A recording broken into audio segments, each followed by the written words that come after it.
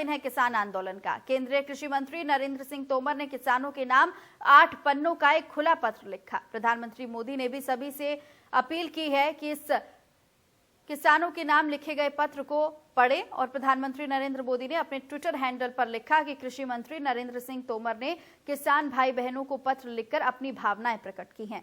एक विनम्र संवाद करने के प्रयास किया गया है। सभी अन्नदाताओं से मेरा आग्रह है कि वो इसे जरूर पढ़ें। देशवासियों से ये भी आग्रह है कि वो इसे ज्यादा से ज्यादा संख्या में लोगों तक पहुंचाएं।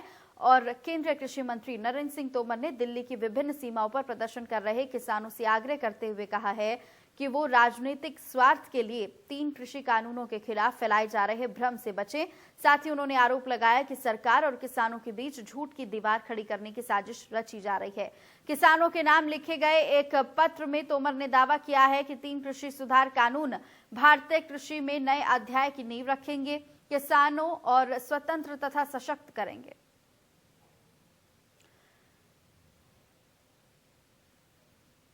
तमाम जानकारी के साथ जतिन मेरे साथ जुड़ गए हैं, उनका मैं रुख करूंगी। जतिन, अब कृषि मंत्री ने एक पत्र लिखा है और विनम्र संवाद करने की कोशिश यहां पर की गई है किसानों से, लेकिन इसको लेकर किसानों का रुख क्या है? देखिए, बिल्कुल सीधे किसानों से पूछेंगे। पहले मैं आपको तस्वीरें दिखा देता हूं। दिल्ली यूपी की सीमा गाजीपुर बॉर्डर पर मैं मौजूद हूं। यहाँ जो तमाम किसान हैं एकजुट हैं और आज उन्होंने यहाँ पर गीत संगीत की व्यवस्था भी अलग से कर ली है। तो आप समझ सकते हैं कि जो तैयारियां हैं वो उनकी बढ़ती जा रही हैं। कृषि मंत्री के पत्र को वो किस तरह से देख रहे हैं वो सीधे हम उनसे पूछ लेंगे। आप ही बताइए जी, कृषि मंत्री ने जो पत्र लिखा है किसानों के नाम, अपील की है, कैसे देखते हैं किसानों? अब किसानों तो पढ़ा नहीं हो, यहाँ तो पढ़े लिखे किसान आने, ये पत्र क्यों लिख रहे हैं कृषि मंत्री? ठाक 3 बिल वापस लो हैं।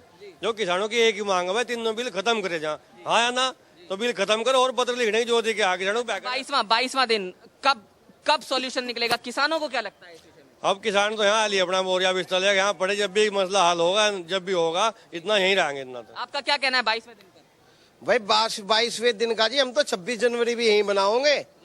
अभी तो नया साल आ रहा, नए साल की तैयारी हो रही, फिर 26 जनवरी की। हमें तो ऐसा लग रहा हमारी उम्र 32 साल है जी फिलहाल। हम अगर बच्चों का ब्याह भी यहाँ से करना पड़ गया हम तैयार हैं। अब तक हमारे बुजुर्ग डटे हुए थे यहाँ, परंतु अब इस क्षेत्र में ये फाइट में यहाँ पूरा युवा वर्ग आ गया और युवा वर्ग की भागीदारी जहाँ हो जाती है वहाँ सरकार को, हर प्रशासन को, हर पूरे देश को झुकना पड़ता है। सरकार लगातार, क्योंकि कृषि मंत्री ने भी अपील की, सरकार भी लगातार अपील कर रही है कि धरना खत्म हो। बीच का आपको लगता है कोई रास्ता है या फिर सिर्फ कानून रद्द होने पर ही बात बनेगी? जी, बीच के रास्ते की क्या जरूरत है? किसान तो समाधान चाह रहा, उसे पूर्ण रूपेण समाधान कर दे। फसल उसकी बेचनी, उसे सारे काम उसको करने, तो उन लोगों को बैठा के बात करके जो भी वे चाहते हो ठीक सा निर्णय अपना निकाल के सरकार की भी रह जाएगी और यहाँ सबकी भी रह जाएगी। ठंड बहुत है जी, आप देख ही रहे हो। कितनी परेशानी हो रही है? 60 डिग्री टेम्परेचर है। किसान को कितनी परेशानी? रात को आप देख भी रहे, परेशानी कहाँ हो रही, और हो भी बहुत रही है। आप देख लो कितनी ठंड है फिर भी। और किसान है यहाँ पर, ये बताइए जी, डटे तो आप लगातार हैं। अभी 26 जनवरी की भी उन्होंने बात कर दी, प्रधानमंत्री भी आज संबोधन करने वाले हैं, उसमें भी सीधे किसानों से ही वो संबोधन करेंगे ये कहा जा रहा है। कैसे देखते हैं पूरे आंदोलन को? वो तो राजनीति कर रहे हैं प्रधानमंत्री, वहाँ जाकर राजनीति कर रहे हैं। यहाँ किसान पड़े 22 दिन से, इनकी तो सुध लेना ही नहीं प्रधानमंत्री। अगर बैठ के ना इनसे लेकर सही तरह से, प्रधानमंत्री को तो आज 22वां दिन हो गया, 6 मीटिंग भी हो ली कृषि मंत्री के साथ में। प्रधानमंत्री जी ने एक बार भी नहीं सोचा इनके साथ में मीटिंग। बिल्कुल वही सवाल मेरा था। आज से ठीक 7 दिन बाद पूरा 1 महीना इस आंदोलन का हो जाएगा। कल नरेश टिकैत जी, आपके राष्ट्रीय अध्यक्ष, भी यहाँ पर आए थे। क्या रणनीति आगे की है? रणनीति तो आर पार की है, या तो क्या नाम, हमारे 3 बिल खत्म होंगे, नहीं तो हम क्या जा रहे हैं यहाँ से। कोई बात नहीं, हम किसी बात से नहीं घबरा रहे। सर्वोच्च अदालत का ये कहना है कि आप जाम लगाकर नहीं बैठ सकते हैं, इससे देशवासियों को परेशानी हो रही है। तो क्या अब सर्वोच्च अदालत का फैसला भी इन लोगों के लिए मान्य नहीं होगा? देखिए, बिल्कुल जब हम इनसे ये बात पूछते हैं तो इनका ये कहना है कि गाजीपुर की जहां बात है तो वहां रास्ता इन्होंने इस तरह से रोका हुआ है जिससे किसी आवाजाही में समस्या नहीं। हालांकि मैं सवाल जरूर पूछ लेता हूं, देश की सर्वोच्च अदालत ने कहा है कि आप आंदोलन भी कीजिए और साथ ही साथ किसी को परेशानी ना हो, तो इस पर आपका क्या कहना है? क्योंकि सर्वोच्च अदालत का निर्णय तो सर्वोपरि होता है। जो हमारी मांग है सर्वोच्च अदालत ही, जो हमारी मांग है उन्हें सर्वोच्च अदालत ही कहना, जो उनका सोल्यूशन निकाल दे।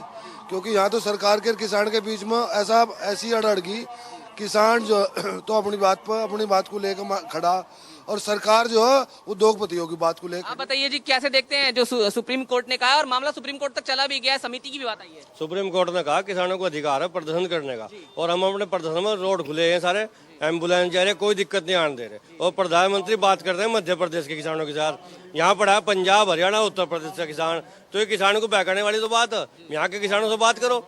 आज हम मध्य प्रदेश के किसानों से तो बात कर रहे हैं, यहाँ के किसानों से बात करने को तैयार नहीं। किसान तो एक ही है पूरे भारत का। कल नरेश टिकैत जी भी आए थे, आपके राष्ट्रीय अध्यक्ष हैं भारतीय किसान यूनियन के। क्या रणनीति आगे की तैयार हो रही है, क्योंकि आपके रात में ही मंथन चला, हमने सुना है कि तमाम मीटिंग्स भी हुई है किसानों। रणनीति तो यही है जब तक ये बिल वापस नहीं होने के, यहाँ से किसान नहीं हटेगा दिल्ली से। कोई और रास्ता नहीं, कोई रास्ता नहीं, आर पार की लड़ाई का रास्ता। संशोधन भी कोई संबोधन होने वाला है, समिति- प्रधानमंत्री के संबोधन को समिति बढ़ लेकर जाएगी, लेकिन बिल किसानों खत्म होंगे। रुख है, समिति का भी वो नहीं ये है कि है। बिल खत्म हो दोनों। तो किसानों का सीधे तौर पर अब ये कहना है कि किसानों को बरगलाने की कोशिश ना करें मध्य प्रदेश के किसानों से। हालांकि आज प्रधानमंत्री को बातचीत करनी है, तो किसानों का रुख जो है वो कुछ और ही यहाँ पर नजर आ रहा है। बहरहाल बहुत शुक्रिया आपका जतिन तमाम जानकारी के लिए।